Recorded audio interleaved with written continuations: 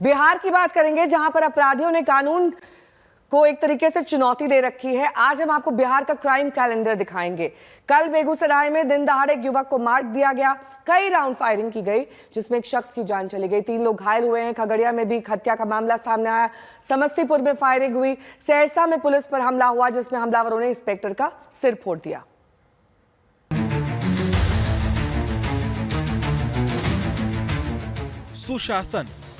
सुशासन की माला जपने वाली नीतीश सरकार के पास इस बिलखते परिवार को देने के लिए क्या जवाब है?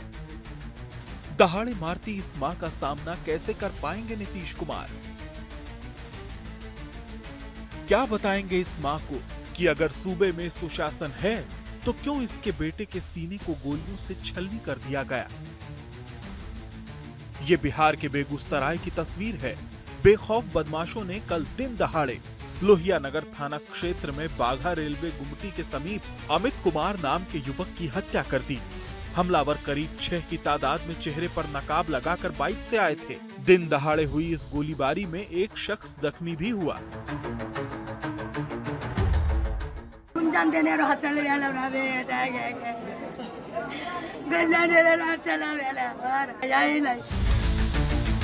बिहार में 36 घंटे में बिहार में 6 से ज्यादा हत्याएं हो चुकी हैं। कल ही खगड़िया में एक युवक की गोली मारकर हत्या कर दी गई, उसका शव बगीचे में मिला। कुर्बान गया था, कुर्बान में वो क्या हुआ नहीं हुआ उसको पता नहीं चला।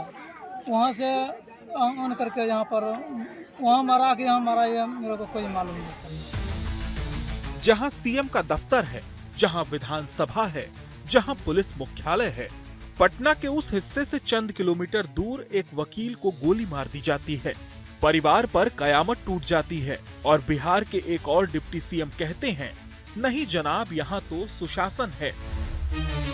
चुनाव जैसे जैसे निकट आ रहा है, अराजकता फैलाने का प्रयास कर रहा है, लेकिन इसको पता नहीं है कि आज भी बिहार में बिहारी बेटा जो बिहार के लिए समर्पित है, इस माफिया राज और गुंडा राज को खत्म करने के लिए संकल्पित है। बिहार में वारदातों की लिस्ट लंबी से और लंबी होती जा रही है और बिहार सरकार सच का सामना करने से दूर भाग रही है। ऐसा लगता है सरकार को अपने गिरेबान में झांकना भी गंवारा नहीं।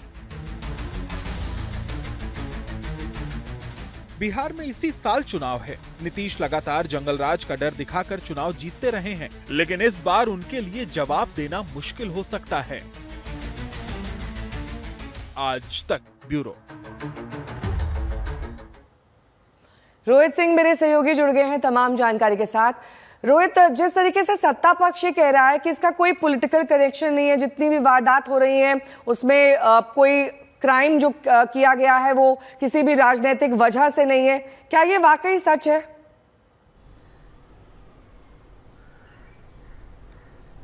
देखिए नेहा, राजनीतिक वजह हो या ना हो एक अलग चीज़ है, लेकिन और वजह हो सकती है। ज़मीनी विवाद हो सकता है, बहुत आपसी विवाद हो सकता है, लेकिन सवाल ये उठता है कि अगर विवाद भी है तो आखिर अपराधी जो है इनके हौसले इतने बुलंद कैसे हो गए हैं कि उन्हें लगता है कि हम किसी भी घटना को, बड़ी घटना को अंजाम दे देंगे और हमें कुछ होगा नहीं। लगातार जो हम पिछले 10 दिनों से क्राइम ग्राफ दिखा रहे हैं बिहार का, वो लगातार बढ़ते जा रहा है।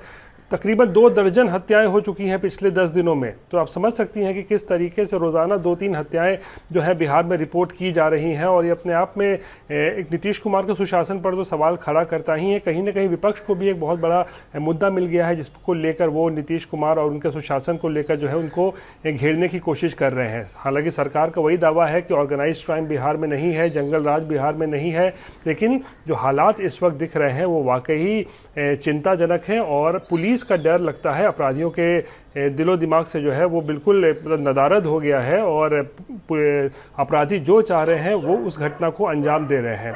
नेहा, ठीक है, बहुत बहुत शुक्रिया इस तमाम जानकारी के लिए आपका। तो बिहार में अपराध की खबरों के बीच चुनावी घटनाक्रम भी तेज है। बिहार विधानसभा चुनाव को लेकर दिल्ली में कांग्रेस की बैठक की गई जिसमें बिहार कांग्रेस के नेता और पार्टी आला कमान के नेता शामिल हुए। बैठक को लेकर सूत्रों के हवाले से जो खबर आई उसके बारे में आपको दिखा देते हैं।